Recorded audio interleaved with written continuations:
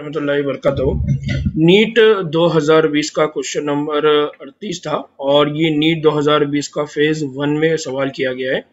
इस सवाल में ये पूछा गया था कि दर्ज झैल में से कौन सा अमल डायूरेसिस की रोकथाम में मदद करेगा।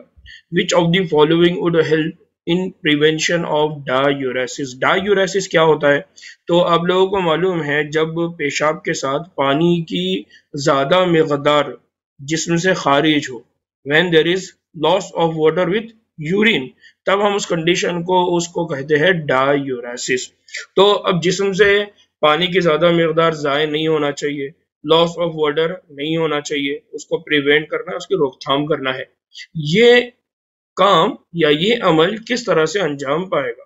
तो सबसे पहला यहाँ पर जो स्टेटमेंट दिया हुआ है वो है एट्रियल नाइट्रोयूरेटिक उनसर वेसोकॉन्स्ट्रिक्शन का सबब बनता है।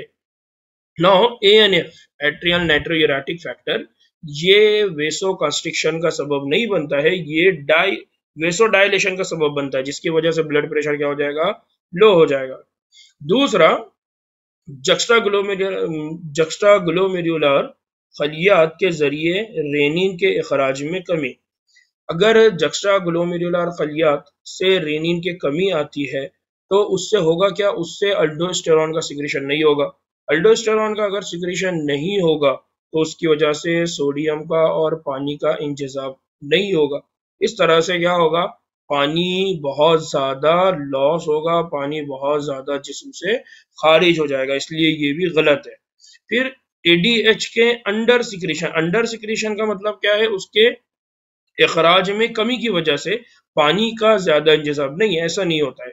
जब ADH ज्यादा होगा तो ADH की वजह से रीअब्जॉर्प्शन, पानी का इंतजाम ज्यादा होगा, पानी जो ज्यादा जज्ब किया जाएगा, इसलिए ये स्टेटमेंट भी क्या हो गया? गलत हो गया ना। अभी चौथा स्टेटमेंट है जिसमें कहा गया कि अल्डोस्टेरॉन की वजह से गुर्दों की नालियों से सोडियम और पानी दोबारा इंतजाम होता है। ये बात सही है कि जैसे ही जिस्म में अल्डोस्टेरॉन का सिक्रीशन होगा, अल्डोस्टेरॉन की वजह से सोडियम और पानी का क्या होगा? इंतजाम होगा। और अगर सोडियम और पानी का इंतजाम होगा तो जो पानी यूरिन के साथ जिस्म से बाहर खारिज हो रहा था, अब वो खारिज नहीं होगा, यानी बहुत बड़ा पानी का अमाउंट या बहुत बड़ी पानी की मिकदार को जिस्म दोबारा क्या कर लेगा? उसका जज्ब कर लेगा, उसको अपने जिस्म में ठहरा लेगा। इस तरह से हम डायूरेसिस को यानी पानी के ज़िया होने को क्या कर सकते हैं? रोक सकते हैं। इसलिए इसका जो आंसर है वो क्या है? डी। इसका जो आंसर रहेगा वो क्या रहेगा? फोर्थ, डी रहेगा। Reabsorption of sodium and water from renal tubule due to the aldosterone. उम्मीद है कि आप लोगों को ये समझ आया होगा। अगर यहाँ पर इस क्वेश्चन में अगर आपको कोई दिक्कत है, कोई डाउट है, कुछ बात नहीं समझ में आ रही है तो आप मेरे व्हाट्सएप पे शेयर करिए। इवन आप ये शेयर करिए कि मैं जिस अंदाज में बोल रहा हूँ तो ये स्पीड ज़्यादा हो रही है, और जिस अंदाज में मैं एक्सप्लेन कर रहा हूँ तो इसको और एलाबोरेट करने की ज़रूरत है क्या। तो मुझको उसका फीडबैक ज़रूर दें ताकि मैं अपने आप को और ज़्यादा इम्प्रूव कर सकूँ। जज़ाकल्लाह। अस्सलाम वालेकुम वरहमतुल्लाहि।